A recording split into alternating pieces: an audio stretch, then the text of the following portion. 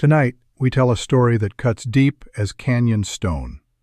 A story about what happens when predators mistake silence for weakness. About the difference between mercy and surrender. About one woman who learned to hunt mountain lions with nothing but a blade, and then had to hunt something far more dangerous: men. This story begins in October of 1903 in the Arizona Territory. Before statehood. Before the old ways were completely buried beneath progress and railroads and the kind of greed that wears a suit and calls itself civilization. Before we step into that autumn night, hit the like button and let us know in the comments where you're watching from. Because every word of what follows actually happened, and it matters that you bear witness. Now, let's begin. The mountain lion moved like smoke across red rock. 220 pounds of muscle and calculated hunger wrapped in tawny fur that blended perfectly with the sandstone cliffs. It had been tracking the cattle herd for 3 days now, driven down from higher elevations by drought and the kind of desperation that makes even apex predators reckless. The beast had already killed twice. A yearling calf near Copper Springs, its throat torn open with surgical precision. A prize Hereford bull worth $80 at the Prescott railhead, dragged half a mile before the lion fed. The ranchers were offering $50 to anyone who could stop it. Good money in 1903, enough to feed a family for 2 months. But the woman tracking the lion wasn't interested in the bounty. She wanted something else entirely. Something the lion couldn't give willingly. Something that had to be taken through combat, through respect, through the kind of ritual that white men had forgotten, but Apache elders still practiced in the high country, where memory lived longer than law. Her name was Naomi Blackthorne, 52 years old, widow, rancher. And once, long ago, in a life she'd tried very hard to bury, something else entirely. She moved through the October darkness with the fluid silence of water finding its course, each footfall placed with the kind of precision that comes from 10,000 miles walked in dangerous country. The Damascus steel blade at her hip measured 12 inches from guard to point. The handle was wrapped in worn leather, darkened by decades of grip and sweat and purpose. The blade itself caught moonlight like captured lightning, its folded steel patterns resembling smoke frozen mid-rise. This was the same knife that had taken 17 mountain lions over the past 33 years. The same blade that had ended 43 men in the years before Naomi Blackthorne became Naomi Blackthorne. Back when she was Naomi Crane. Back when the Apache scouts she rode with called her something that white men translated as ghost knife, though the true meaning was more complex, more dangerous. But that was then. And the woman climbing toward the lion's den was trying very hard to believe in now. The tracks told their story in pressed sand and displaced pebbles, in the subtle way disturbed earth held shadow differently than untouched ground. The lion had bedded down in a cleft of sandstone 30 feet above the canyon floor. A smart choice. High ground. Clear sightlines in 3 directions. Escape routes if things went bad. The kind of tactical thinking that separated survivors from corpses, whether you walked on 2 legs or 4. Naomi studied the approach with eyes that had learned to read terrain the way poets read verse. Vertical rock face, maybe 40 feet of climbing. Handholds sparse as honesty in a poker game. No rope, no rifle. No safety net between her and rocks that would crack her skull like an egg if she fell. Just the blade. And the particular kind of faith that comes from having done impossible things before. She began to climb. Her fingers found purchase where none seemed to exist. Tiny cracks in the sandstone, crystals of quartz that provided just enough friction. her boots edged into stone pockets no wider than silver dollars, her weight distributed with the mathematical precision of someone who understood that physics didn't care about courage. At 20 feet up, her left hand slipped. For 2 heartbeats, she hung by 3 points of contact, suspended over empty air and rocks that promised a very final kind of landing. She didn't gasp, didn't freeze, didn't let panic flood her system with the kind of adrenaline that made fingers clumsy and decisions fatal. She just redistributed her weight, found the next hold, kept climbing. 1 hand, 1 foot, breath controlled, heart steady. Because that's what ghosts do. They don't panic. They flow.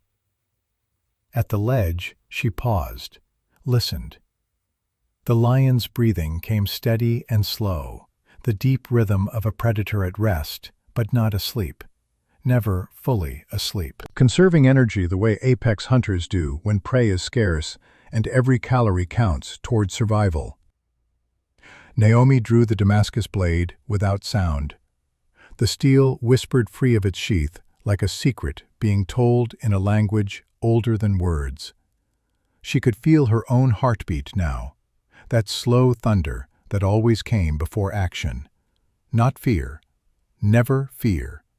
Just the body's honest acknowledgement that what came next would be violent and final, and would change at least one life forever. She stepped onto the ledge. The lion's eyes opened first, amber and ancient and absolutely without mercy. In that half-second of mutual recognition, both predators understood what was about to happen. This wasn't hunting. This was combat between equals, and only one of them would walk away. The cat exploded from its crouch with speed that made physics look slow. 220 pounds of coiled violence, launching across 15 feet of empty air, claws extended, jaws opening to reveal teeth designed by millions of years of evolution to kill large prey efficiently. Naomi didn't retreat. She pivoted left, blade sweeping in a horizontal arc that would have made a cavalry officer weep with envy. The Damascus edge caught the lion across its right shoulder, parting hide and muscle and sinew with a sound like tearing canvas. Blood sprayed black in the moonlight, painting the rock wall in abstract patterns. The lion's momentum carried it past her. It landed, spun with cat-quick grace, and charged again before the blood had finished falling. This time, Naomi went low. Too low for the cat to adjust its trajectory mid-leap. Its claws raked across her right shoulder, 4 furrows carved deep enough to touch bone, but she was already inside its guard, moving with the kind of certainty that comes from having killed this way before. The blade came up underhanded, driven by legs that still remembered how to generate force, even if her back complained about it the next day. 12 inches of folded steel punched through hide and intercostal muscle, angled upward to find the heart with the precision of someone who'd studied anatomy in the most practical way possible. The tip penetrated 8 inches deep before friction and bone stopped it. The lion's eyes went wide. Its jaws opened in a scream that never found voice. The strength drained from its limbs like water through a sieve, that sudden, absolute departure of life that happened too fast for the brain to fully process. Naomi held the animal as it died, not pinned beneath its weight, but cradling it, supporting the massive body as life left, and it became just meat and fur and the memory of what had been magnificent seconds ago. 3 seconds. That's how long it took from final strike to stillness. When the lion's eyes glazed over with the particular opacity that separates the living from the dead, Naomi pulled the blade free and knelt beside the body. Blood ran hot down her right arm, soaking into buckskin that was already dark with old stains from old fights. The pain hadn't fully arrived yet. That would come later, the way pain always does, delayed and relentless, demanding payment for every violent act. She placed her left hand on the lion's massive skull, closed her eyes, and spoke words in a language she hadn't used in 20 years. Apache words, the sacred tongue that Micaiah Windrider had taught her when she was 19 years old and still believed the world could be conquered rather than endured. Ndibitsa yazi shi nishli, she whispered. Your strength walks with me. Nanya yaji shi naidzid. Your sight guards my path. Hagone, dule da niltwanda. Go clean into the next place. Your hunt is finished.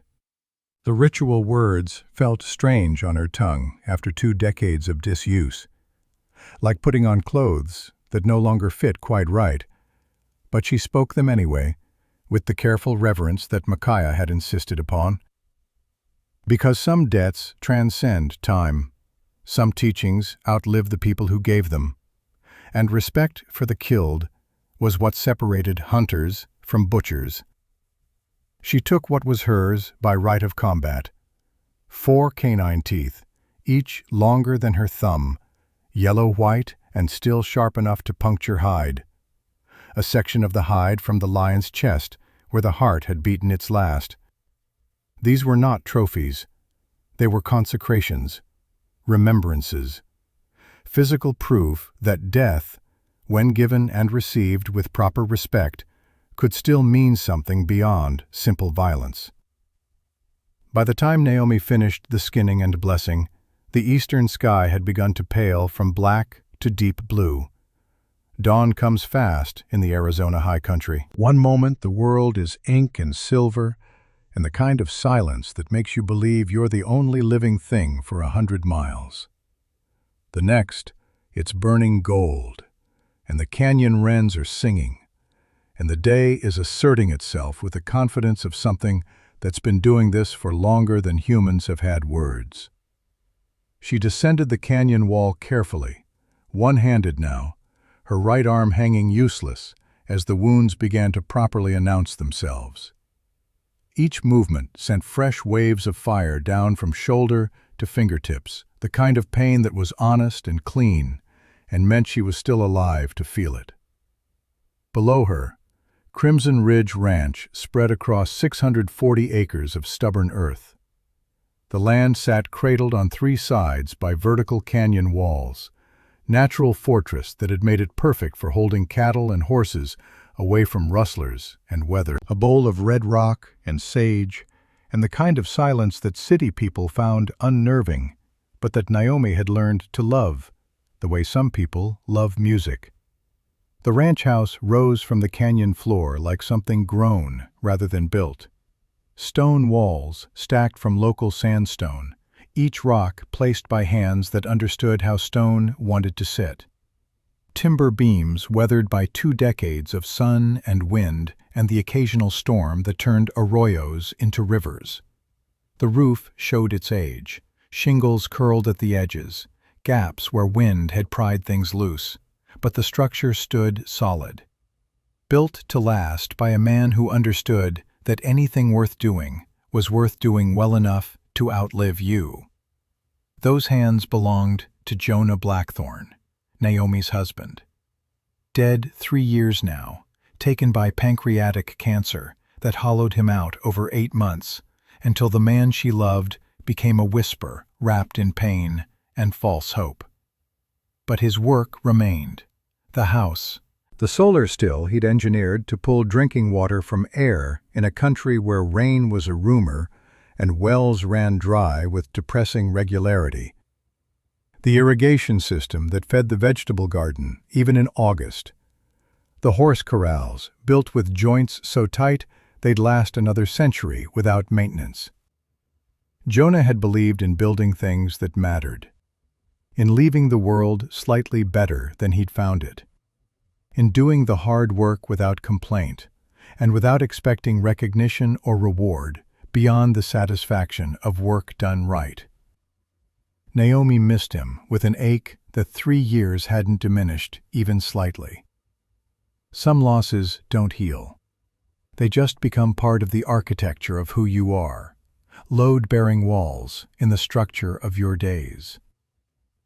As she approached the house, a figure emerged from the shadows of the front porch. Young, female, moving with the quick efficiency of someone who'd been taught that wasted motion was wasted life, and life was too short for waste. Senna Redstone, 19 years old, daughter of Naomi's foreman, training to be a nurse at a time when Apache women were supposed to be grateful for laundry work and keep their ambitions small enough to fit inside white men's expectations. Senna's eyes went to the blood first. They always did. Professional assessment before personal concern, the way she'd been trained. Mrs. Blackthorne. Her voice carried the careful flatness of someone trying not to show alarm. You're hurt. The lion managed one good swipe before it was done. Naomi's tone was matter-of-fact, conversational, the way you might comment on weather or the price of feed grain. Nothing worth fretting over. That's a considerable amount of blood for nothing. Senna stepped closer, professional mode taking over completely now. Her hands moved to Naomi's shoulder without asking permission, fingers probing the wounds with practiced gentleness. Come inside. Let me see it properly in good light. The interior of the ranch house was sparse but not bare. Furniture that served purposes rather than making statements about wealth or taste. A long table built by Jonah from salvaged railroad ties, solid as bedrock. Chairs with seats worn smooth by 20 years of use. Oil lamps that pushed back darkness without eliminating it completely. Naomi had never liked electric lights, the way they made shadows too absolute, turned night into something harsh instead of restful. And on the walls, the artifacts of a life lived at the intersection of worlds that weren't supposed to touch. A Winchester Model 1873 rifle hung above the fireplace, engraved along the receiver in delicate scrollwork. Jonah and Naomi, 1879. The year they married. The year Naomi Crane became Naomi Blackthorne and tried very hard to become someone new. Beside it, a cavalry saber that had belonged to Jonah's father. The man had carried it during the Apache campaigns of the 1860s, fighting the very people whose daughter now cleaned blood from Naomi's wounds with water steeped in Apache medicine. History is funny that way. Sharp edges that cut in every direction, leaving scars that don't show on the surface, but change the shape of everything underneath. Senna worked with practiced hands, cleaning the claw marks with water boiled over the stove and infused with yarrow and sage. The herbs were Apache medicine, passed down through generations of healers. The boiling was white man's science, taught in nursing schools that were just beginning to accept that maybe women and Indians knew things worth learning. Senna had learned to walk between both worlds, taking what worked and leaving behind what didn't. It was a skill Naomi understood intimately. Third lion this year, Senna murmured as she pressed a poultice into the wounds. Yarrow to stop bleeding, sage to prevent infection. Other herbs whose names Naomi had never learned. Folks in town say you're something like a spirit walker, that you talk to the animals before you kill them. Naomi smiled faintly, the expression not quite reaching her eyes. People talk. The land remembers. Different things entirely. My grandmother says you knew Micaiah Windrider, that she taught you the old ways when you were young. Long time ago. Naomi's voice carried the weight of years and decisions, and the kind of distance that comes from deliberately putting space between who you were and who you chose to become. When I was younger than you are now, and thought I understood how the world worked. Were you really? Senna hesitated, searching for the right words. aware she was stepping near something that might be dangerous to touch. "Were you really Ghost Knife?" The name hung in the air like smoke from a fire that wouldn't quite go out. Naomi hadn't heard it spoken aloud in over 20 years. Hearing it now, in her own home, from the daughter of her oldest friend, it made something cold settle in her chest. Something that felt like a door opening that she'd spent 2 decades keeping locked. "That was someone else," Naomi said quietly, but with absolute finality in her tone. "Different woman, different life. But the stories are just stories." Naomi's eyes met Senna's, and something in that gaze made the younger woman fall silent. "Now, where's your father?" Senna tied off the bandage with quick efficiency, her fingers moving with the kind of practiced skill that came from doing something correctly hundreds of times. "He rode north with the Talbot brothers 3 days ago. The pump near Canyon Spring is acting up again, and with this drought—" She shook her head, worry creeping into her voice, despite her efforts to sound professional. "They won't be back before tomorrow afternoon at the earliest." Naomi nodded. None of it surprised her. Ezekiel Redstone had been her foreman for 22 years, longer than some marriages lasted. He knew this land as well as she did, maybe better in some ways. And he understood that in a drought like this one, the worst in living memory, old-timers said, water wasn't just important, it was everything. The difference between cattle that survived and cattle that became vulture food. When the bandages were secure and Senna had cleaned up the blood and medical supplies, Naomi retreated to her study. The room was small, 8 feet by 10, but it held the accumulated knowledge of 2 lifetimes and 2 very different educations. Shelves lined 3 walls, sagging under the weight of books. Agricultural science and animal husbandry, irrigation engineering and soil chemistry, mineral surveys and land law. And tucked in the back corner, hidden behind the practical volumes, books on Apache culture and language that Micaiah Windrider had given her 3 decades ago when the old woman had decided that this strange white girl with quick hands and quicker eyes might be worth teaching. On the 4th wall hung the weapons.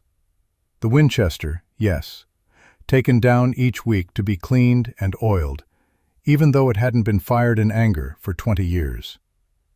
But also other things. An Apache war lance, the shaft painted with symbols in colors made from crushed minerals and plant dyes, symbols that Naomi could still read if she concentrated. A bow made from desert willow, 60 pounds of draw weight, strung with sinew from a mule deer Jonah had shot their first winter together. And a cedar box, hand-carved, holding 19 mountain lion teeth. Naomi added the 4 new canines to the collection, arranging them carefully beside their predecessors. 23 lions now, each one a fight survived, each one a reminder that the line between hunter and hunted was thinner than most people wanted to believe, that skill and experience and preparation could tip the odds in your favor, but never eliminate the possibility that this time, this particular time, you'd be the one who didn't walk away. She stood there for a long moment, looking at the teeth, not remembering the kills themselves. Those had blurred together over the years into a general impression of violence and blood and the particular smell of predator fear. But remembering what each hunt had taught her. Patience. The ability to wait for hours without moving while a lion circled, trying to identify the threat. Timing. Understanding the split-second window when a blade strike would be fatal versus merely wounding. The importance of reading terrain and weather, and the 1,000 small signs that separated those who survived from those who became cautionary tales. How to accept pain as the price of living violently, to expect injury and plan for it, rather than letting it surprise you into fatal hesitation. Skills she'd hoped never to use again against anything except animals. Skills she suspected she was about to need very badly against things far more dangerous than lions. She moved to Jonah's chair, the rocking chair he'd made for their 10th anniversary, cedar wood rubbed smooth by a decade of use, still holding the faint scent of the oil he'd treated it with. Sat down carefully, her shoulder protesting the movement.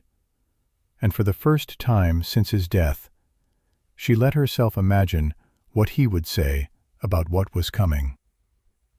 Jonah had been a builder, not a fighter, a man who solved problems with engineering and patience rather than force. But he'd understood that sometimes force was the only language certain people spoke. That you could try reason and negotiation and legal channels all you wanted, but eventually you'd meet someone who only respected power and was willing to use violence to take what they wanted. "I know what you'd say," she whispered to the empty room, to the ghost that lived in her memory more vividly than most living people. "You'd say try everything else first. Exhaust every peaceful option. Give them every chance to choose differently." She touched the cedar armrest, fingers finding the familiar grain pattern.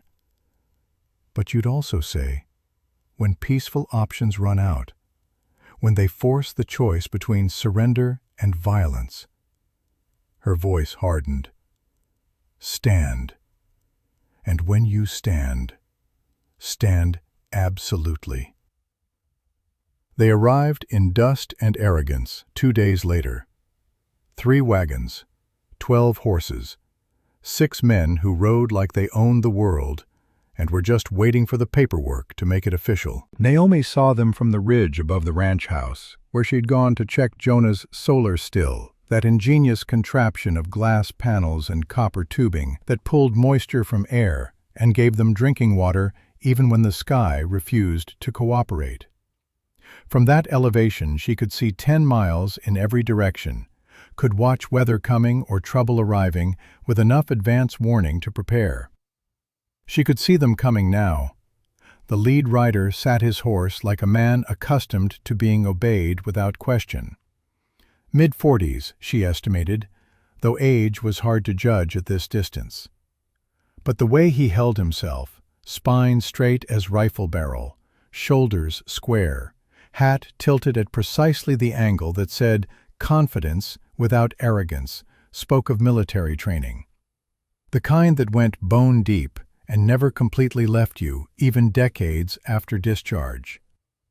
Behind him, 5 others, different builds, different postures, but all carrying that same air. Men who'd learned violence as a trade and practiced it as a craft, who understood that fear was a tool like any other, and that sometimes the threat of violence accomplished more than violence itself, but were willing to deliver on the threat when necessary.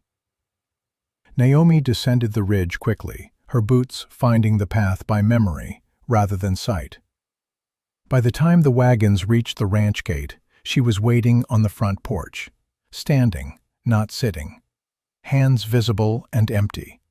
No weapon in sight, though the Damascus blade rode its sheath at her hip, hidden by the fall of her work shirt. The lead rider dismounted with the fluid grace of someone who'd been doing it since childhood. Up close, Naomi revised her estimate upward. Older than she'd thought, 50 maybe, with a face that looked like it had been carved from hardwood and left in the sun too long to cure. A burn scar twisted across his left cheek, puckering the skin from ear to jawline, in a pattern that spoke of deliberate torture rather than accidental fire. But his eyes were what held attention. Pale blue, cold as January sky. The eyes of a man who'd looked at death until death looked away first, who'd done things that would keep most people awake at night, but that let him sleep like a baby. "Ma'am?" He touched his hat brim with 2 fingers. The gesture held politeness, like a knife holds edges, functional, but ultimately designed to cut. Name's Silas Voss. I represent certain business interests concerning the railroad expansion through this territory. Naomi said nothing, just waited. Silence is a weapon too, one that makes people fill empty space with truths they meant to keep hidden. Let them talk first, Micaiah had taught her. Let them show you what they value by what they choose to say. Voss's smile tightened fractionally, a micro-expression that said he'd registered her tactic and wasn't impressed. I'll get to it plain then, since you're not one for pleasantries. The Southern Pacific Railroad is running a freight spur through this canyon next year. Rimrock to Prescott. Saves 40 miles on the copper haul from Jerome. He paused for effect, like an actor delivering a line he'd rehearsed. Worth considerable money to the parties involved. Millions in copper alone, not counting the other freight. Congratulations. Naomi's voice was level, unremarkable, the verbal equivalent of a shrug. I'm sure they're pleased with themselves. Would be more pleased if certain property acquisitions went smoother than they have been. Voss pulled a folded document from inside his coat, with the care of someone handling something valuable. This here's a fair offer for your 640 acres. $7,500. Cash money. More than market value for rangeland this dry. Naomi didn't take the document, didn't even look at it. Market value for irrigated land with natural springs and established water rights is $11,000. You know it. I know it. The railroad surveyors who mapped this canyon know it. Let's not insult each other's intelligence by pretending otherwise. Something flickered behind Voss's eyes. Surprise, maybe. Or reassessment. Men like him weren't used to widows who understood property law and market values, who didn't flutter their hands and ask for time to consult with male relatives. You're better informed than I expected, Mrs. Blackthorne. And you're less informed than you need to be, Mr. Voss. She let the words settle, let him parse the implication. This land isn't for sale. Not at $7,000, not at $11,000, not at any price you or the railroad could name. Ma'am, I respect a hard bargainer, but this isn't bargaining. Naomi's tone didn't rise, didn't sharpen, just stated fact the way you'd state that water runs downhill or fire burns. This land holds my husband's bones, holds Apache burial grounds that predate your railroad by 500 years, predate the United States itself by 300.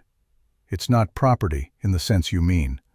It's covenant, sacred trust, and those aren't for sale at any price. The 5 men behind Voss shifted.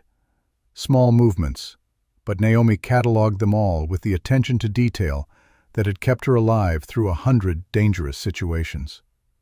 The youngest one, couldn't be more than 30, still had that look of someone who thought violence was exciting rather than terrifying, touched his pistol grip. Not drawing, just touching. The unconscious gesture of someone reminding himself he was armed and therefore powerful. The one who smelled of Turkish tobacco, expensive import, which meant money or recent robbery, moved left 2 steps, creating separation from the group. Standard tactic for creating crossfire if shooting started. But it was the tracker who worried her most. The one with Cavalry Scout written in his posture and his eyes and the way he didn't watch Naomi, but instead watched the canyon around her. The way he leaned back slightly in his saddle, creating distance. Men who created distance understood what was coming and wanted room to maneuver when it arrived. Voss's smile had gone completely cold now, all pretense of politeness abandoned like a snake shedding skin it no longer needed.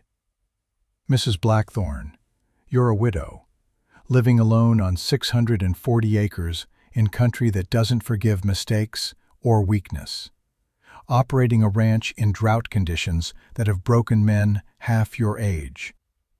He let that hang in the air like smoke. Accidents happen, especially to folks who make things difficult for people with resources and friends in important places. Is that a threat, Mr. Voss? Observation. His tone was pleasant as poison, sweet as arsenic in coffee. Simple statement of fact. You've got 4 days to reconsider my generous offer. After that, he spread his hands in a gesture of helpless inevitability. Well, I can't control what my associates might do on their own initiative. Men get frustrated when negotiations stall. Things happen. Your associates. Naomi's eyes moved across the 5 men deliberately, meeting each gaze for exactly 1 second, long enough to be noticed, but not quite long enough to be challenged.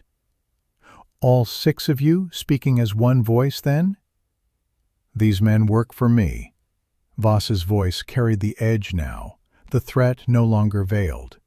And what I say, they do, without question, without hesitation. Naomi smiled, small, brief, the kind of smile a snake might give before striking, if snakes could smile. Then you'd best tell them to be very careful around my ranch, Mr. Voss, because accidents, she met his eyes, held them without blinking. They cut both ways, and canyon country is particularly unforgiving to people who don't know the terrain. For a long moment, nobody moved. The afternoon sun pressed down like a physical weight. Dust hung in the air, unwilling to settle, as if the tension itself held it suspended. Somewhere in the distance, a raven called. Once, twice, 3 times. The Apache said ravens were messengers between worlds, that their calls carried warnings to those who knew how to listen. Naomi had always found that superstition suspicious, but she listened anyway. Voss remounted with deliberate slowness, making the gesture about power and choice rather than retreat. 4 days, Mrs. Blackthorne. Give it thought, real thought. Talk to whatever kin you have left, because after 4 days, he turned his horse. After 4 days, things get complicated, and I'd hate to see anything happen to such a fine property. They rode out the way they came. Dust and arrogance, and the promise of violence, dressed up in business terms and legal language. But one of them looked back, the tracker, the one who'd created distance. His eyes met Naomi's for just a second, and in that second she saw recognition. The kind that goes deeper than names or faces. The kind that sees past years and changed lives and deliberate reinvention to the truth underneath. She knew that look, had given it herself more times than she could count, in the years when she rode with Apache scouts and tracked men who thought the desert would hide them. He knew, or suspected, or remembered something he'd heard in a different life, a story told around a different campfire about a white woman who moved like smoke and killed like winter. That look was going to be a problem. That night, the stables burned. Naomi woke to the smell of smoke and the sound of horses screaming, that high, terrible sound that horses make when fire takes them, when pain overwhelms the instinct that usually keeps them silent in the presence of predators. She was moving before her eyes fully opened, muscle memory taking over in that dangerous space between sleep and waking, where the body acts on training rather than conscious thought. Feet hitting floor, hands grabbing clothes, mind cataloging possibilities and choosing responses before thought caught up to action, the way Micaiah had drilled into her 3 decades ago. In crisis, hesitation kills. Decide and move. The barn was fully involved by the time she reached it, flames climbing 30 feet into the black sky like demons ascending, heat rolling out in waves that singed eyebrows and stole breath from lungs. And inside, the horses, 8 of them, panicked, dying, making sounds that would live in her nightmares for however many years she had left. She didn't hesitate. Wet burlap sack over her head, soaked in the horse trough. Deep breath of clean air, then into the inferno. The first 7 came out wild-eyed and burned in places, but alive, capable of healing if the burns were treated and infection didn't set in. Naomi drove them toward the corral, toward safety and water and the cool night air that probably felt like heaven after the burning hell of the stable. The 8th, a 3-year-old Mustang mare, worth $120 if she lived to be broken, worth nothing but coyote food if she didn't, was pinned beneath fallen timber. Naomi could see the beam across the mare's hindquarters, could see the animal's eyes rolling white with terror and pain, could see that saving her would mean staying too long in fire that was eating the building from the inside out. She stayed anyway. Leveraging the beam took 15 seconds that felt like hours. Getting the mare up and moving took another 20 seconds of pushing and pulling and coaxing, while flames licked closer and smoke turned breathing into agony. Getting both of them out before the roof collapsed took luck and speed and the kind of desperate strength that comes from knowing death is 2 heartbeats behind you, measuring your neck for the scythe. They made it, barely. Naomi's hands were blistered, the skin already bubbling in places. Her hair smelled like charred meat, the ends singed short. The mare was burned badly enough that she'd carry scars for life, assuming she survived the night. But they were alive, both of them. And sometimes that's all victory looks like, being slightly less damaged than your enemies hoped. In the morning light, Naomi found what she'd known she would find even before looking. Boot prints in the soft dirt near the water trough, baked hard now by heat from the fire. 6 sets of prints, leading to the barn, leading away after the fire started. And on the ranch gate, carved into wood that Jonah had sanded smooth 20 years ago with his own hands, gouged deep with what looked like a cavalry knife, "Sell or ash." Senna found her standing there as dawn painted the canyon walls red and gold, as the world pretended that violence and destruction were temporary interruptions rather than the natural state of things. "My father's on his way back," Senna said quietly, reading the prints the way her grandmother had taught her, seeing the story written in disturbed earth and arson. "I sent word with one of the Talbot boys. He should be here by afternoon." "Good." Naomi's voice was steady despite the adrenaline still singing in her veins like electricity, despite the rage building behind her breastbone like a slow fire that wouldn't be satisfied with anything less than ash and bone. "We're going to need him." "What are you going to do?" Naomi touched the carved words, felt the roughness where blade had gouged through wood fiber, where threat had been made physical and permanent. "What I taught myself to stop doing 23 years ago. Which is, hunt men the way I hunt lions." She turned to face the younger woman, and something in her eyes made Senna take an involuntary step backward. With patience, with preparation, and with the understanding that when you hunt predators, mercy is something you offer before the hunt begins, not during, and never after. She walked to Jonah's grave then, while Senna tended the burned horses, and the sun climbed higher, and the day pretended normalcy was still possible.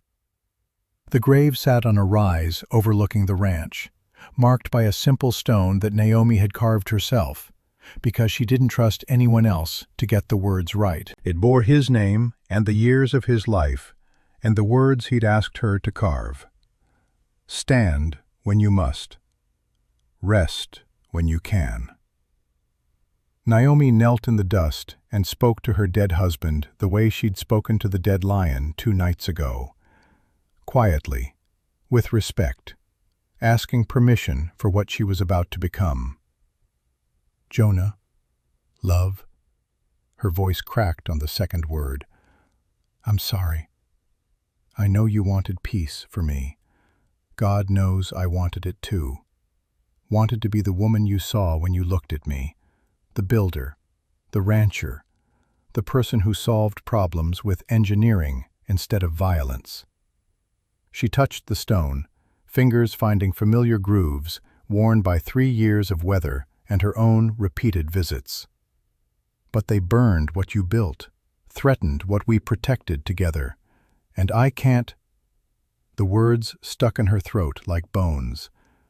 I can't let it go. Not this. Not the ground that holds you.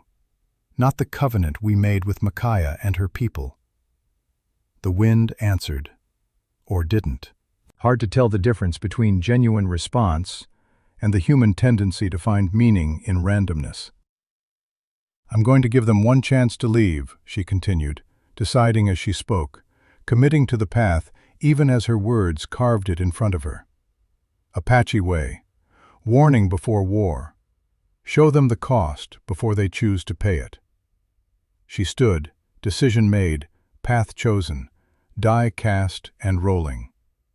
After that, she looked toward the burned remains of the stable, still smoking in the dawn.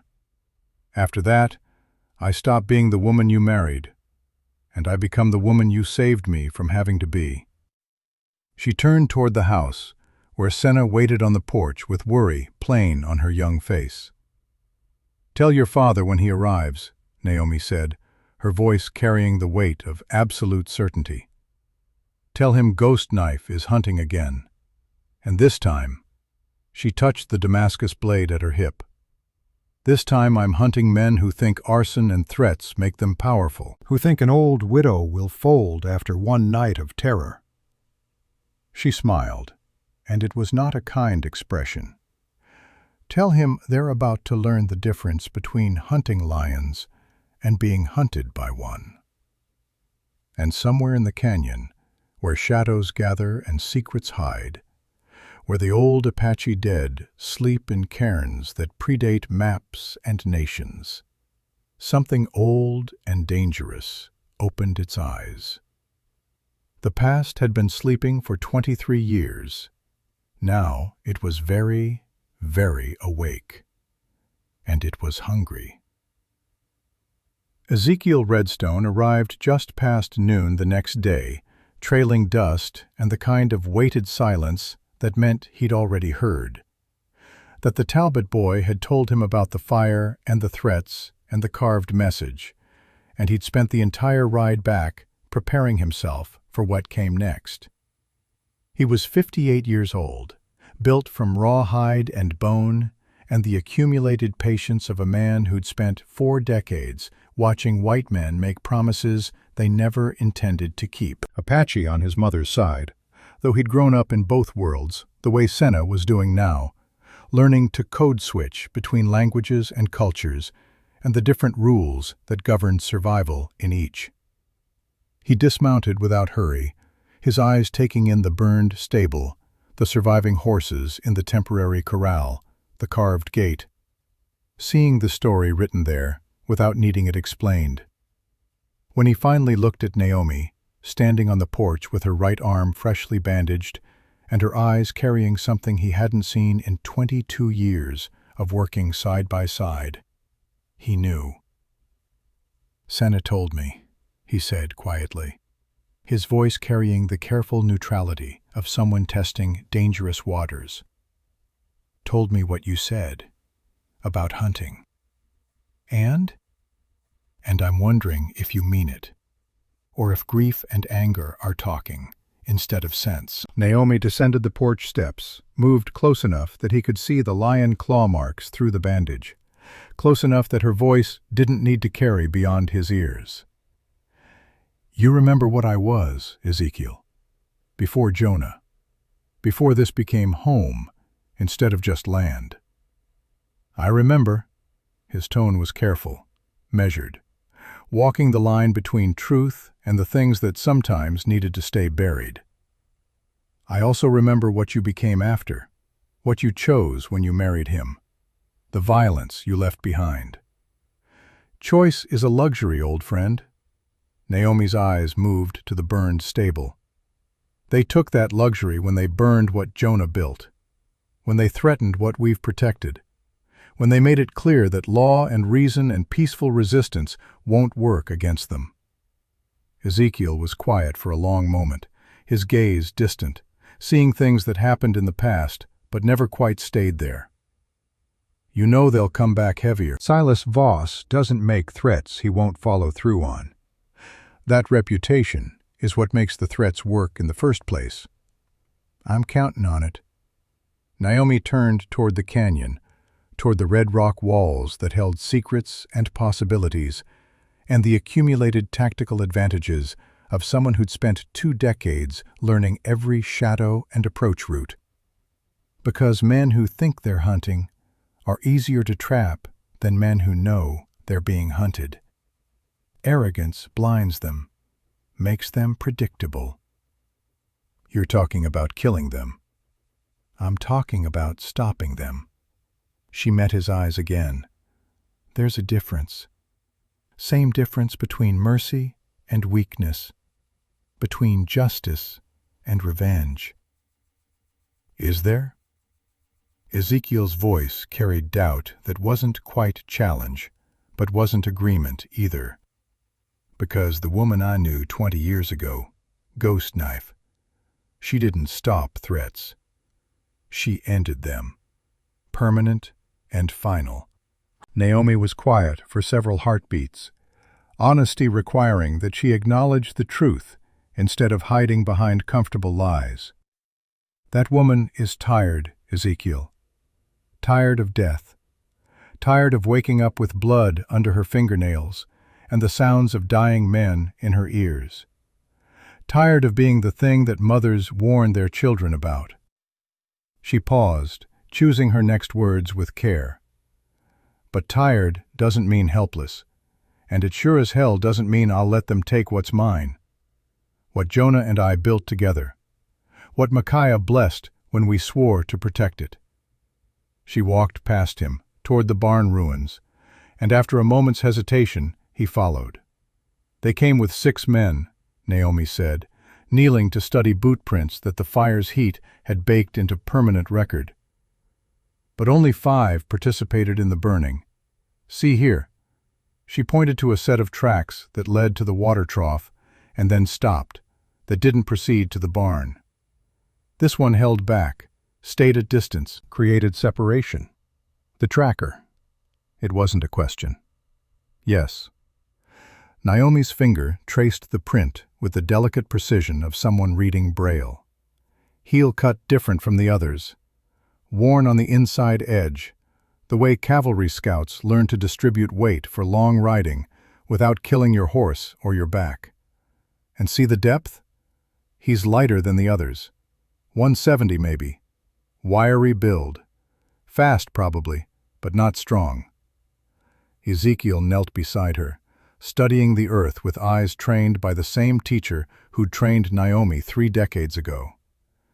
You're reading them like Apache war parties. Because that's what they are. Just wearing different uniforms and serving different chiefs. She moved to another set of prints, these ones showing a subtle drag with each left footstep. This one, left leg favors. Old injury maybe, or drunk enough that balance is compromised. Either way, he's slower, less mobile. Target if it comes to close combat. That's Garrett Kane, Ezekiel said quietly, his voice carrying the weight of information gathered and confirmed. I asked around Prescott before riding back. He's Voss's enforcer. Worked strike-breaking for the copper companies. Man's killed 7 people that anyone can prove. Probably twice that, if you count the ones that never got reported. 8 after yesterday. Naomi's voice was flat, factual, stating truth without embellishment. The mare that got pinned died 2 hours after I pulled her out. Burns too extensive. Infection setting in too fast. She stood, her knees protesting the movement, her 52 years making themselves known in the way they always did after violence and exertion. What about the others? She asked, needing to know her enemy, the way a surgeon needs to know anatomy. Ezekiel pulled a small leather notebook from his pocket, the kind cowboys used to track cattle sales and feed costs, but in his case, filled with the intelligence gathering that came from being Apache in white man's country, from having connections that crossed boundaries white men didn't even see. Tobias Rook, he read, his finger tracing notes written in careful script. Sharpshooter, Confederate Army during the war, then bounty hunter after. Killed 14 men that the law knows about. Smokes Turkish tobacco. That's your expensive import smell. Arrogant. Thinks he's the fastest gun in any room he enters. He'll be wrong about that, Naomi said quietly. Ezekiel continued. Kane Fletcher handles explosives. Mining background, which means he knows demolition and blast patterns. Dangerous if he gets time to set charges, less so in direct confrontation. And the tracker? Mordecai Graves, ex-Union cavalry scout, which means he actually knows what he's doing, unlike most of these hired thugs. Tracked Comanches in Texas, Apaches here in the territories. Rode with Crook, with most of the cavalry commanders who actually listened to their scouts instead of getting their men killed for arrogance. That was useful information. Dangerous information. Men like Graves didn't make amateur mistakes, didn't walk into obvious traps, would read signs the same way she did and understand what they meant. And the young one? Naomi asked, remembering the nervous hand touching the pistol grip. Levi Cross, 30 years old, or near enough. Came west from Kansas City after some kind of trouble involving a woman and a judge's son. Been working as hired muscle for maybe 2 years, still green enough to think violence is exciting instead of just necessary and terrible. Naomi committed each name to memory. Not because she enjoyed the cataloging of men she might have to kill. That would make her the monster Voss probably already believed her to be. But because knowing made what came next feel less like murder and more like mathematics. Less like sin and more like simple equation. Threat plus force equals solution. Come on, she said, turning toward the canyon. Time you saw what Jonah and I built. The parts we never showed anyone. The parts that matter now. Over the next 3 hours, Naomi revealed what 23 years of careful preparation looked like when you understood that peace was temporary and violence was patient. Cache 1 sat in the barn loft, or what remained of it after the fire, though the metal lockbox had survived the heat intact. Inside, a Winchester Model 1873 .44-40 caliber, with the kind of action so smooth it felt like water running downhill. 180 rounds of ammunition, each cartridge hand-loaded by Jonah for accuracy at ranges most men couldn't hit. 2 powder horns filled with black powder charges that could be used for flashbangs, blinding and disorienting, but not lethal. And a journal, leather-bound, containing maps of the ranch with every approach route marked and analyzed, every potential ambush point noted, every tactical advantage cataloged. Jonah's work, Naomi said softly, touching the journal with something like reverence. He couldn't fight. Cancer had taken too much by the time we knew what we were facing. But he could plan, could think 3 moves ahead of anyone trying to take what was ours. She opened the journal, showing Ezekiel pages covered in Jonah's precise engineering script. Diagrams, elevation notes, fields of fire, kill zones marked in careful red ink. He knew this day would come, she continued, knew that eventually someone would want this land badly enough to use force. So he planned for it, left me the tools to finish what he started. Cache 2 was at the canyon well, 20 feet down, wedged into a natural cavity in the rock wall that you'd never see unless you knew exactly where to look. Wrapped in oiled cloth that had kept it dry for years, a Colt Peacemaker .45, loaded and ready. 6 leather pouches containing flashbang powder, magnesium and potassium nitrate, mixed in proportions that would blind without killing, that would give a target milliseconds to choose surrender or death. And a coil of braided horsehair rope, 60 feet long, strong enough to hold 200 pounds of dead weight or struggling man. Cache 3 occupied a cave on the north ridge, accessible only by a chimney climb that most men couldn't manage without technical gear and experience. Inside that hidden space, a Sharps .50 caliber buffalo rifle with custom sights, the kind of precision instrument that could hit a man-sized target at 800 yards in the hands of someone who understood ballistics and breathing, and the way wind pushed bullets off course. 40 rounds of ammunition, and a spotter scope, German-made, that could count buttons on a man's shirt at that same 800 yards. But it was Cache 4 that made Ezekiel go completely silent, his face showing emotions he didn't have words for. The entrance was disguised as a natural crack in the canyon wall, barely wide enough to slip through sideways, the kind of feature that looked like geological accident rather than deliberate passage. Inside, the space opened into a chamber 20 feet across, cool and dry, protected from weather and prying eyes.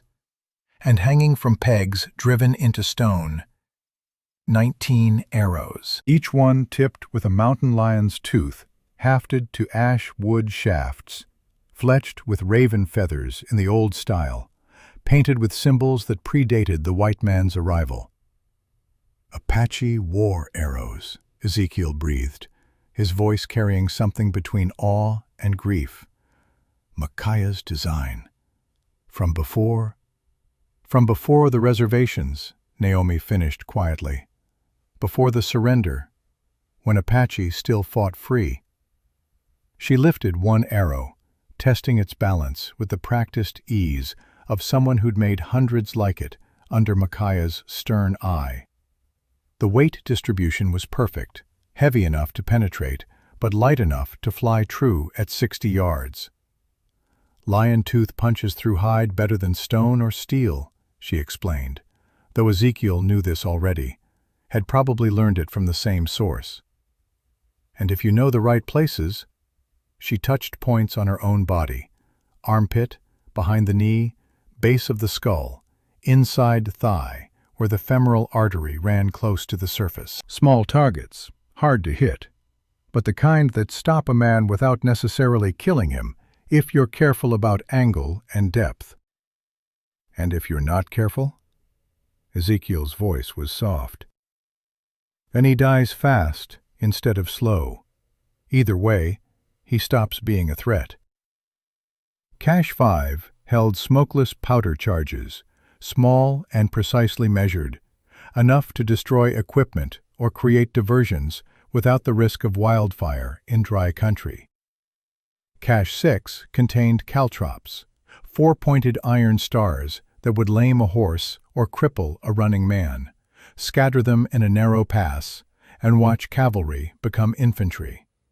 And Cache 7, sacred ground, Naomi said, as they approached the burial mound on the eastern ridge, her voice dropping to the reverent whisper that all humans use instinctively in the presence of the dead. Micaiah gave this place to Jonah and me when we married. Said we were guardians now, that the ancestors would watch over us if we honored them properly. Buried at the base of the mound, wrapped in deer hide that time had darkened but not destroyed, an Apache war lance, 7 feet of seasoned oak, painted with symbols in colors made from crushed minerals, red from hematite, yellow from limonite, black from charcoal and animal fat. The point was obsidian, napped so thin you could see light through it, sharper than any steel blade ever forged. Ezekiel touched the wrapping with reverence, his fingers trembling slightly. "You'd actually use this? Against white men?" "Apache law doesn't distinguish by skin color," Naomi answered, her voice carrying absolute certainty. "Only by intent. These men intend harm. They've already committed arson, already threatened innocent people. The ancestors would understand. Micaiah would understand." She looked at her oldest friend, this man who'd worked beside her for 22 years, who'd taught her daughter and watched over her land, and never once asked for more than fair wages and mutual respect. "I know what you're thinking," she said quietly. "You're thinking this is revenge dressed up as justice, that I'm using Apache weapons and Apache tactics to justify what's really just anger and grief." Ezekiel was silent, which was answer enough. "Maybe you're right," Naomi admitted. "Maybe there's no clean line between justice and revenge, between defense and aggression. Maybe I'm fooling myself about my motivations." She touched the lance wrapping, felt the history contained in 7 feet of painted wood. "But here's what I know for certain.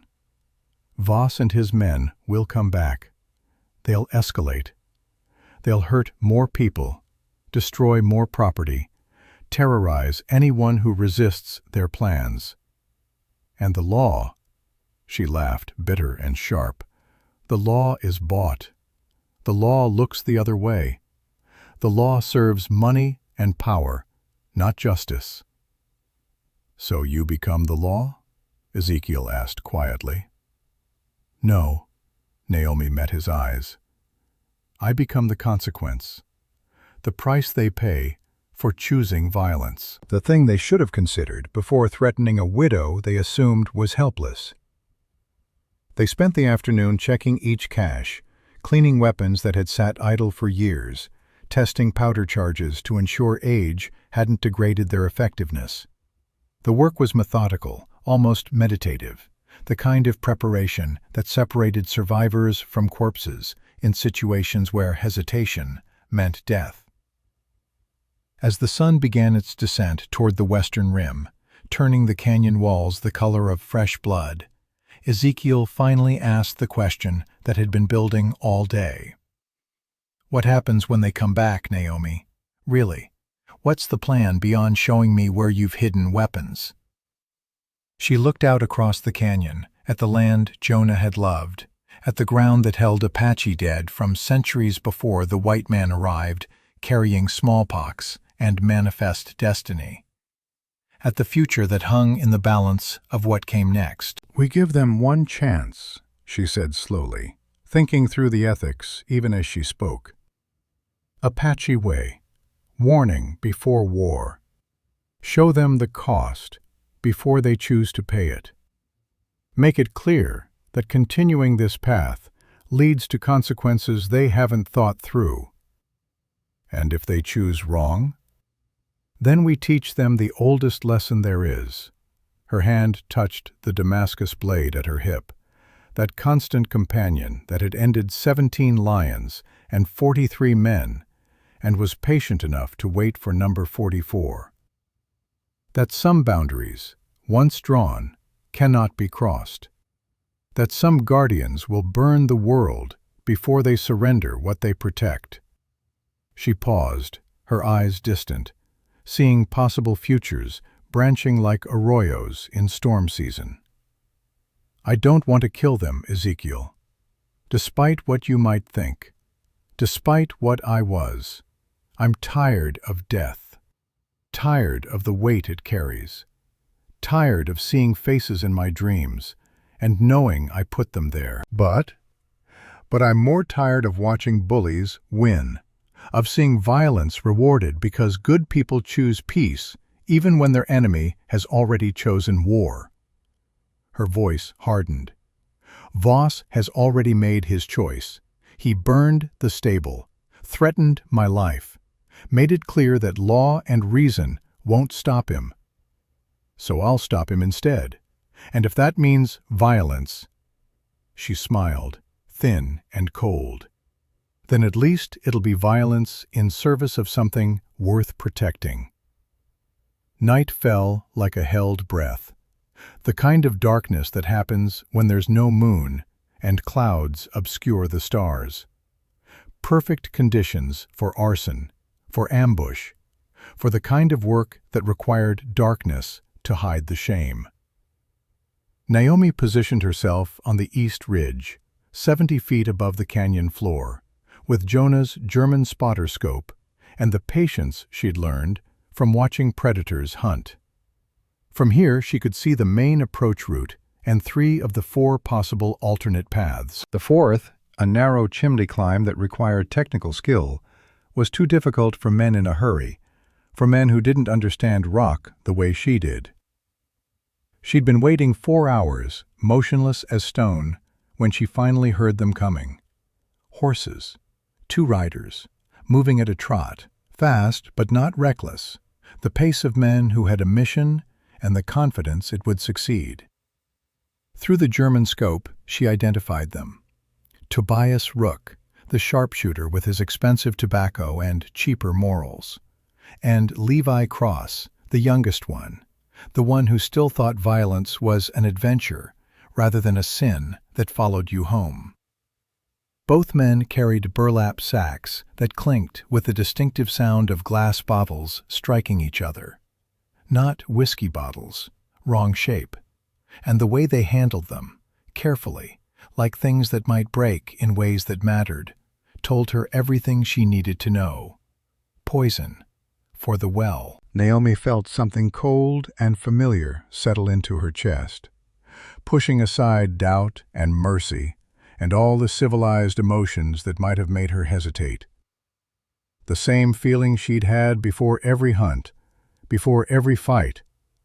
A kind of calm that came from absolute certainty about what needed to happen next. She descended the ridge without sound, her boots finding purchase on stone that would have sent most people tumbling to injury or death. 3 minutes to reach the canyon floor.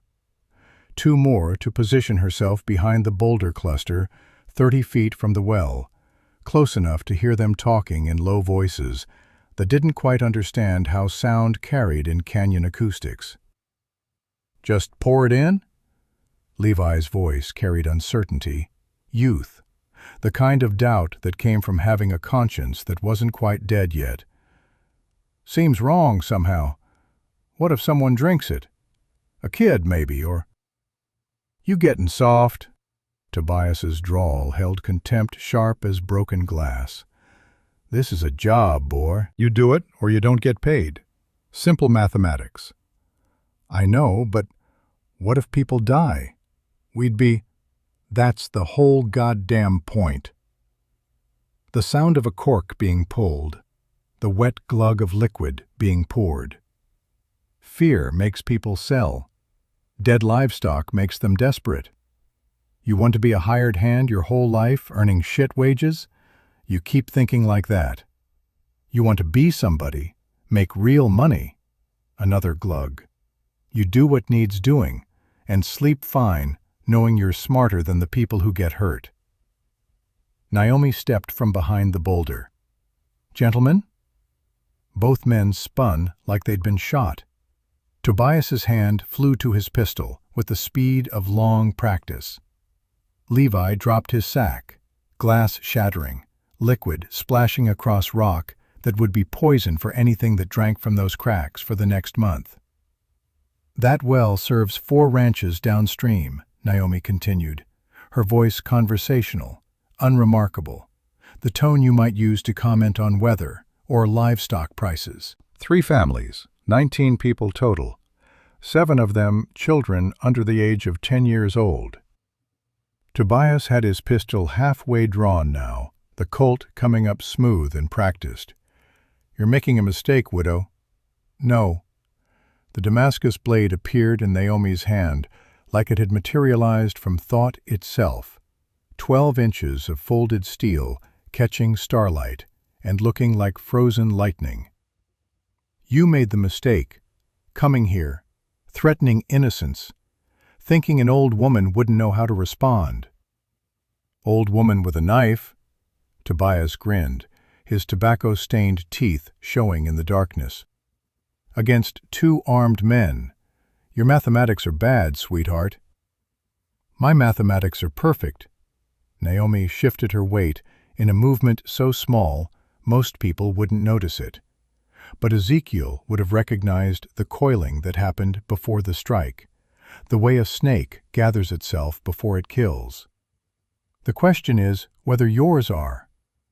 Tobias drew. He was fast. 20 years of gunfighting fast. The kind of speed that had kept him alive through 100 situations just like this one. Through saloons and range wars and all the places where men killed each other for money or pride or simple meanness. His hand moved in a blur, the Colt clearing leather in a fraction of a second. Barrel coming up to center mass on the target that stood 15 feet away, looking calm as Sunday morning. But Naomi had killed her first man when she was 21 years old, had spent the decade after that learning every way a human body could be stopped, studying violence the way some people studied music or mathematics. And she'd been waiting for this exact moment since the stable burned. The Damascus blade left her hand in an underhand throw, her wrist snapping with the precise timing that 10,000 practice throws had burned into muscle memory. 12 inches of folded steel, rotating once in its flight, covering 15 feet in the time it takes to blink. The point took Tobias in the throat, 3 inches below his Adam's apple, penetrating the soft tissue that protected the trachea and carotid artery from the world. The blade punched through windpipe and blood vessels with the efficiency of good steel meeting inadequate flesh. His pistol discharged, pure reflex, the finger tightening involuntarily as his brain registered the catastrophic injury. But the bullet passed 3 feet to Naomi's left, hitting nothing but air and distant canyon wall. Blood sprayed in an arterial arc, black in the starlight, painting rock and sand in patterns that would still be visible at dawn. Tobias made a sound like drowning, like choking, like the noise a man makes when he realizes that mortality isn't theoretical anymore, that all the gunfights he survived just meant he was going to die in this one. He fell, knees first, the way men usually do when the strings controlling their limbs get cut. Then face forward, the impact with stone wet and final, and making a sound that Levi Cross would hear in his nightmares for whatever remained of his life. Timeline from Tobias's draw to his death. 2 seconds. Levi Cross stood frozen, his hand on his pistol, his eyes wide enough to show white all around the iris, his breath coming in quick gasps that sounded like sobs trying to escape through a too small opening. Naomi walked forward with measured steps, her boots crunching on spilled poison and broken glass. She placed her boot on Tobias's shoulder. The body was still twitching, residual nerve firings that meant nothing except that meat took time to understand it was dead. She pulled the Damascus blade free with a sound like silk tearing, like the wet separation of things that were meant to stay together. Blood ran down the fuller, dripping off the point in slow, regular beats, synchronized with a heart that was trying very hard to pump through arteries that no longer connected to anything useful. She looked at Levi, studied him with eyes that had learned to see past fear to the truth underneath. "You have a choice now," she said quietly. I'll kill you." His voice broke on the words, all the threat leaking out through the cracks in his courage.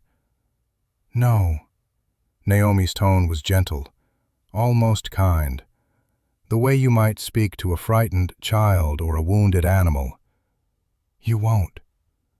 Because your hand is shaking too hard to draw clean. And even if you managed, even if your fingers obeyed your brain long enough to pull that pistol. She let the blade catch starlight, let him see the blood still wet on the steel. I'd put this through your eye before your finger found the trigger. And you know it. Can feel it in your bones the same way rabbits feel when the hawk's shadow crosses them. She stepped closer. Levi flinched, but didn't retreat. Some part of his brain understanding that running would trigger predator instinct, and he'd die with a blade in his spine. But I'm not going to kill you, Levi. Not unless you make me. Why? The word came out strangled, barely comprehensible. Because you're young enough to choose different. Because you hesitated at poisoning water that children drink. Because... She glanced at the corpse that had been Tobias Rook. Because one death tonight is enough. More than enough. She stopped 3 feet away, close enough that he could see her eyes in the starlight. Could see that she meant what she said, even though nothing in her posture had relaxed. Even though the blade was still ready to move, if he gave her reason. Go back to Silas Voss, Naomi said, her voice carrying the weight of command that brooked no argument. Tell him what happened here. Tell him Ghost Knife isn't a story men tell to scare children. Tell him the next time he sends people to threaten innocence, those people won't be coming back in any condition to report. He'll come himself, kill everyone, burn everything. Let him try. The blade disappeared back into its sheath with a whisper of steel on leather. But you won't be there when he does, because you're leaving, tonight.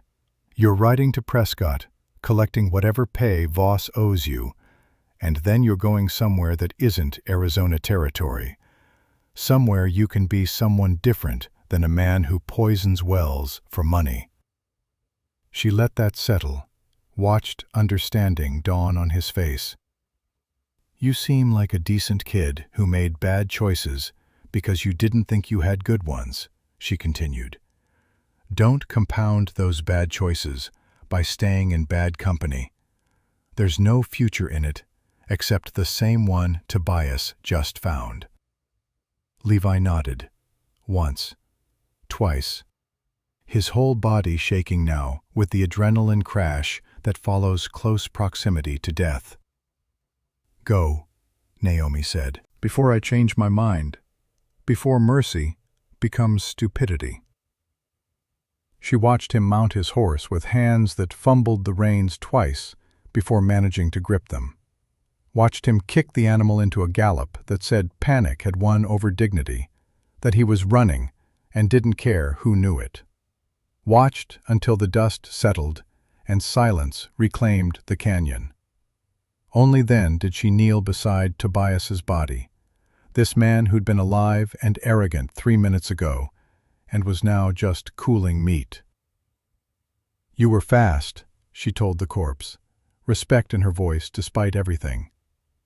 In another situation, with different choices, you might have won. But you came to my ground, threatened my water, forgot the first rule of hunting. She closed his staring eyes with fingers that didn't shake, that had done this too many times to be disturbed by the simple mechanics of death. Always know what you're hunting, and whether it's hunting you back. She left the body where it lay. Let the carrion birds find it in the morning. Some lessons needed witnesses. By the time she reached the ranch house, Ezekiel was waiting on the porch with a Winchester across his knees and understanding plain on his weathered face. He looked at the blood on her hands, on her blade, on her shirt where arterial spray had painted abstract patterns in the fabric. It started then, he said. Not a question. It started. How many? 1 dead, 1 running, 4 remaining, plus Voss. Ezekiel absorbed that, with the calm of someone who'd seen too much death to be shocked by more. Voss will come harder now. All of them. No more testing, no more restraint. I know. Naomi sat beside him on the steps, suddenly exhausted, the adrenaline that had carried her through the fight draining away like water through sand. That was the point. Force them to commit, make them angry. Angry men make mistakes.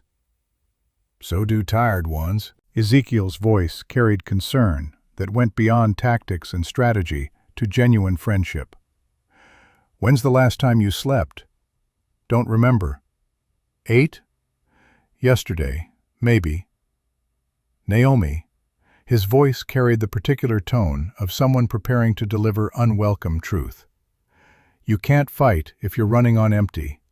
Can't think. Can't react. And reaction time is all that separates living from dying. She finished the sentence for him. I know, but every time I close my eyes, I see Jonah.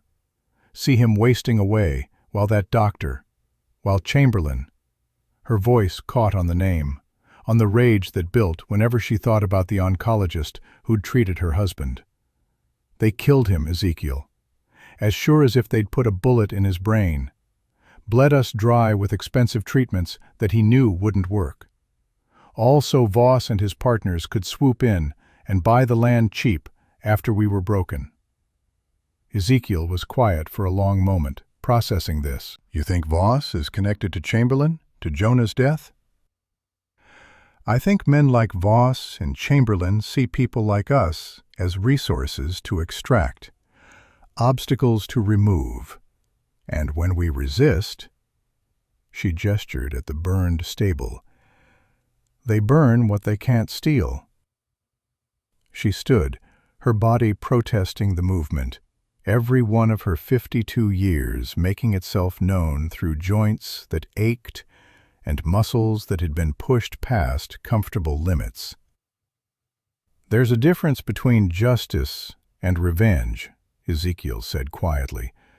The same argument he'd made earlier, but gentler now, tinged with the understanding that came from watching someone you cared about walk toward choices that couldn't be unmade. Is there? Naomi looked at him, genuine question in her eyes. Because from where I'm sitting, they look pretty similar. Both require the guilty to pay. Both demand that wrongs be balanced.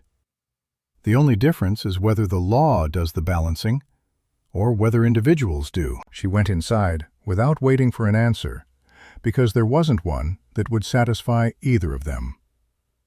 In her study, she cleaned the Damascus blade with ritual care, the way Micaiah had taught her 3 decades ago. First, water to remove the blood, then oil to prevent rust, then careful sharpening with a whetstone, testing the edge against a piece of leather until it would split the hide with pressure alone. When the blade was perfect again, she sat in Jonah's chair and waited for dawn, because sleep was a luxury she couldn't afford, and rest was something that would come after, assuming there was an after. The sun was 2 hours old when Senna found her there, surrounded by maps and ammunition, and the kind of weighted silence that said thinking was happening faster than speaking could keep up with. My father says they'll come today, Senna said, her voice steady, but her hands trembling slightly as they gripped the doorframe. That Voss won't wait after what happened last night. Your father's right. Naomi traced a route on the map spread before her, her finger following the natural approach paths that led to the ranch. They'll split into teams, try to hit multiple targets simultaneously, spread our defenses thin. Our defenses? Senna's eyebrow raised in the particular way daughters learned from watching their fathers express doubt. There's only 2 of you, 3 if I count, which you haven't asked me to. You count. Naomi looked up, meeting the younger woman's eyes. How's your shooting? Adequate for rabbits and the occasional coyote, less so for men who shoot back. Good enough. Naomi stood, her body protesting less now that movement had worked some of the stiffness from joints and muscles. Listen carefully. When they come, and they will come, you're not fighting, you're escaping. But, No. Naomi's tone carried the kind of finality that ended arguments before they started. Your father has already lost too much in this life. I won't be the reason he loses you too. I couldn't live with that weight. What about you? You've already lost everything that matters, except this ground. Naomi touched the map, her fingers gentle on paper that represented more than land, that symbolized covenant and promise, and the accumulated weight of all the choices that had led her here. And I won't lose that too. Not to men who think arson and threats make them powerful. She spent the next hour showing Senna the escape routes, the hidden paths that led out of the canyon through passages that looked like dead ends until you knew the trick of sliding sideways through gaps that seemed too narrow. The caches of supplies, water, food, ammunition, positioned for someone running rather than fighting. If it goes bad, Naomi said, standing at the entrance to the North Chimney route, a technical climb that most men couldn't manage without gear and experience. You take this path. Difficult, yes, but that's why they won't expect it, won't be able to follow if their tracking skills are average. She handed Senna a folded piece of paper, the ink slightly smudged from where her still bloody hands had held it. You get to Prescott. Find Federal Marshal John Hennessy. Give him this. He owes me favors from... She paused, choosing her words carefully. From before. From Fort Apache in '79. He'll remember. He'll listen. And if you don't make it? Senna's voice was small now, younger than her 19 years. Naomi smiled, sad and gentle, and already halfway to being a ghost. Then you tell him Ghost Knife tried. Tell him some things are worth dying for, and that I chose to stand rather than surrender, because that's what Jonah would have done if cancer hadn't taken his strength before the real fight arrived.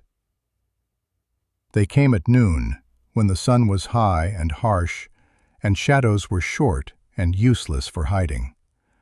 Not 6 men this time, not even 5. 4, riding hard, armed heavy, and angry in the way that gets people killed, the way that makes tactical mistakes seem like bold action. Naomi watched them through Jonah's German scope from her position on the East Ridge, identifying each man with the clinical precision of someone cataloging threats rather than human beings. Silas Voss led, his face set like stone, the burn scar livid against sunburned skin. Beside him, Garrett Kane, the enforcer, sitting his horse with the particular care of someone whose left leg wasn't working quite right. Mordecai Graves, the tracker, his eyes sweeping the canyon with professional assessment. And Kane Fletcher, the explosives man, a heavy pack slung across his shoulders that probably held enough dynamite to reduce the ranch house to splinters and memory. Levi Cross was gone, fled like she'd told him to. Tobias Rook was dead, buried shallow in a grave that coyotes would probably dig up within a week.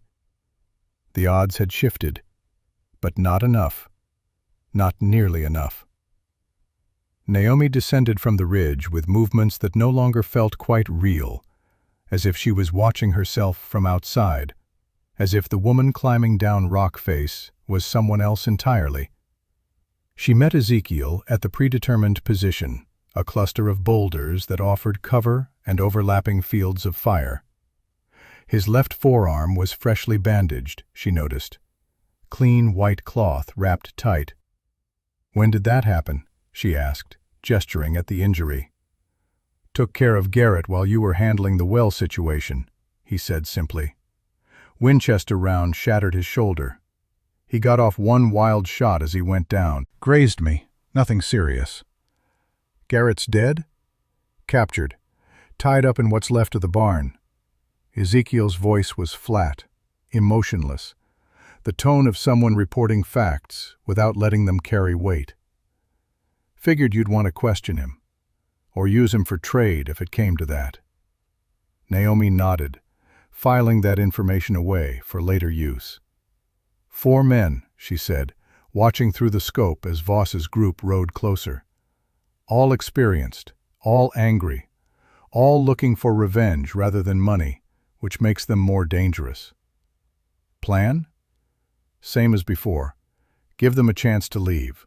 When they refuse," she checked the Winchester's action, the well-oiled mechanism sliding smooth as water, "we make them regret staying." Voss reined up 50 yards from the ranch house, close enough to be heard clearly, far enough that a pistol shot would be questionable at best. Tactical positioning. He understood the mathematics of violence, even if he underestimated his opponent. "Mrs. Blackthorne," his voice carried across the canyon, with the kind of projection that came from battlefield commands and years of making men obey through volume and conviction. "I think we need to renegotiate our arrangement." Naomi stepped from cover, her hands visibly empty, the Winchester leaning against a boulder behind her. The Damascus blade rode its sheath at her hip, hidden by the fall of her shirt. "No arrangement exists, Mr. Voss. I told you that 4 days ago."